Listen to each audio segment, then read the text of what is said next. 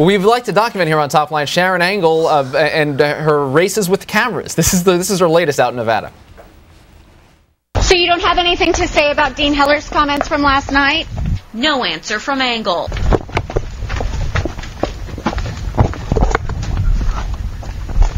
Sharron, you don't have any... We're running behind, I'm sorry. And those were the last words from Angle's camp before the candidate drove away.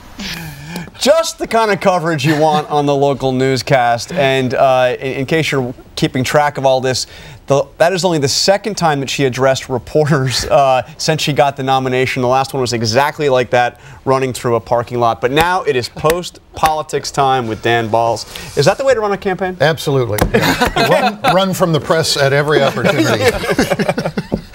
Now you have this story today about the Colorado governor's race, which has just become just a disaster for the Republicans out there because of this plagiarism scandal involving the guy that, you know, Scott McInnis was expected to be the Republican candidate. Are the Republicans going to find a way out of this? Well, it's not clear that they're going to. They hope that there's still a way out of it, and the hope is that he will win the primary because they think that his opponent Dan Mays is even less electable in November than Scott McInnis. But what their hope is that he wins the primary and then sees that he has very little chance of beating John Hickenlooper, the mayor of Denver, who's going to be the Democratic nominee, and will then be persuaded to drop his candidacy, at which point the state executive committee comes in and names a replacement. Wow. It is a messy situation no matter what, and it's not at all clear that Scott McInnis, if he wins the primary, will have any inclination to quit the race. Yeah, I mean, that is quite the bank shot if that's what you have going for you. I want to talk about this, day 4 or 5 or whatever we're on now on this situation of the USCA. I guess I'm struck by the fact that we see another instance of really, I think the administration would acknowledge it, an overreaction. A year ago, we had the beer summit, which was all because President Obama acted without really having a full grasp of the facts and weighed in publicly. Now we have the agriculture secretary doing something. It doesn't seem like there's been any lessons learned. No, there haven't been. I think the only lesson learned is what President Obama has talked about since he became president, and yet they haven't figured out how to deal with it.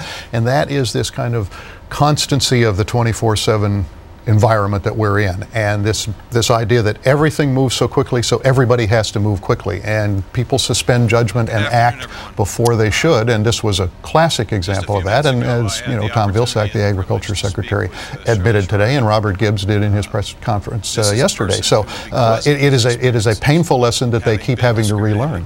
This story has dominated, obviously, already. This is the story of the week, maybe the story of the month. You're watching cable TV, you think there's nothing else going on in the world. What if anything, are the long-term implications of this? Well, I think there are a couple. One is, there are only so many days until the election, and the Democrats need to use all of those days, if possible, to try to turn the environment a little less against them.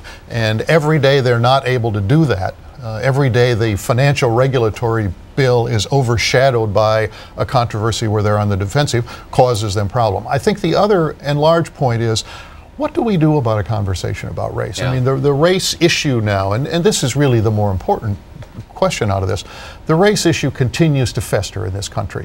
President Obama, the first African-American president, has come in and talked about race in quite eloquent ways at certain times, and yet has not been able to conduct an ongoing conversation that seems to have moved the country at all forward on that issue. It's just as bad, if not worse. I mean, we're talking about this in the snippets and the accusations and the counter accusations. They're back to there again. Yeah. All right, Dan Balz from the Washington Post, Post Politics. We appreciate you being with us. And we can double that bet that we had last time you were on about the number of votes that Kagan will get for the I Supreme said she Court. would get almost no Republican votes, okay. didn't I? We'll have to check the videotape on that. Hey, new way to watch us. It's the iPad. We're having a lot of fun with our new application. ABC iPad application can scroll lots of cool things in there. It's very cool. Have you seen it? I haven't seen it yet. John Carl in action. Everyone else. Twitter.com/TheNote. Twitter.com/John Carl. I'll give him props for his real Twitter. Thank you. I appreciate that.